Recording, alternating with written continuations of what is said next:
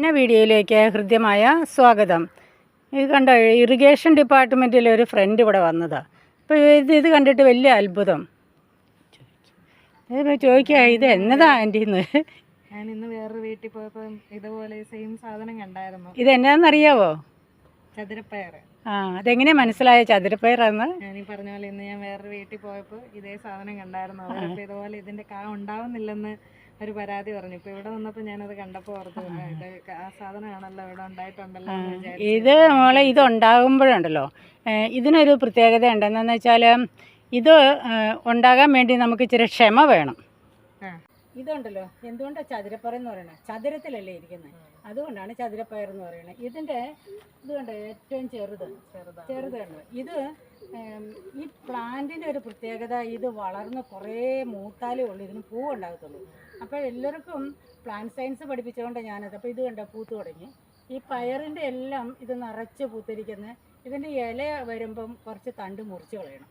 അപ്പോൾ അതിൻ്റെ ഈ ആക്സിലിൽ നിന്ന് കണ്ടോ, ഈ ഇലയുടെ ആക്സിലിൽ നിന്നാണ് പൂവുണ്ടാകുന്നത്. ഉണ്ടല്ലേ, കുറച്ച് നീളത്തിലങ്ങ് പോയാൽ ഉണ്ടാകത്തില്ല. അപ്പോൾ ഈ ആക്സിലിൽ നിന്ന് എല്ലാ പയറും അങ്ങനെയാണ് കട്ട് ചെയ്ത് കളയണം. അപ്പോൾ ഇതുപോലെ നിറച്ച് പൂവാകും. അല്ലല്ലോ ആൻറ്റി, ഇതിൽ നിറയെ പൂവുണ്ടല്ലോ. ഞാൻ പോയ വീട്ടിൽ പൂത്തിട്ടേ ഇല്ലായിരുന്നു. അവർക്ക് അതായിരുന്നു വിഷമം. ഇങ്ങനെ വരുന്ന ഈ ലീഫ്, ഇതിനെ നമ്മൾ ആദ്യം മുറിച്ച് കളയണം. ഇതിൻ്റെ ആക്സിൽ കണ്ടോ പൂവുണ്ടാകാൻ വേണ്ടി വരുന്നത്. എല്ലാ പയറും ഇങ്ങനെയാണ്. എല്ലാ പയറിൻ്റെയും പരിപാടി ഇതാണ്. ഈ പയർ കണ്ടോ, ഞാൻ മുറിച്ചതിൻ്റെ പുറത്ത് ഉണ്ടായതുകൊണ്ട് നിറച്ച് പൂവുണ്ടായി. ഇനി അങ്ങോട്ട് മാറി നോക്കിയാൽ അവിടെ എല്ലാം നിറച്ച് പൂക്കളാണ്. ഇത് ഒത്തിരി പേർക്ക് ഇത് പയർ എന്താണെന്നറിയില്ല. പയറുവർഗ്ഗത്തിൽ ഏറ്റവും ന്യൂട്രീഷ്യസ് ആയിട്ടുള്ള പയറാണ്. അപ്പോൾ എൻ്റെ വീട്ടിൽ ഒരുപാട് കുളങ്ങളുണ്ട്. ആ കുളങ്ങൾ ഇറിഗേഷൻ ഡിപ്പാർട്ട്മെൻറ്റിൽ നിന്ന് വന്ന ഒരു ഡെപ്യൂട്ടിയാണ്. പേരെന്നാ മോളുടെ? ദിവ്യ. അപ്പോൾ ദിവ്യമായിട്ട് തന്നെ നടക്കട്ടെ. പേര് ഞാനിപ്പോൾ പറഞ്ഞതുപോലെ പേര് നമ്മുടെ പ്രവർത്തനത്തിനോട് ഒരുമിച്ചിരിക്കണം, അല്ലെങ്കിൽ ആ പേരിന് അർത്ഥമില്ല.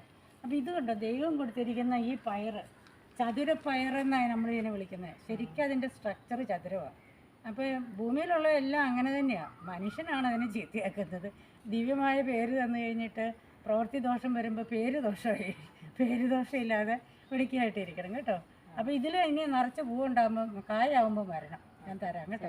അത് വിത്ത് ഞാൻ ആർക്കെങ്കിലും കൊടുക്കാനായിട്ട് വെച്ചിരിക്കുക, എനിക്കിനി ആവശ്യമില്ലല്ലോ. അതുകൊണ്ട് ഓക്കെ, ദൈവം അനുഗ്രഹിക്കട്ടെ കേട്ടോ.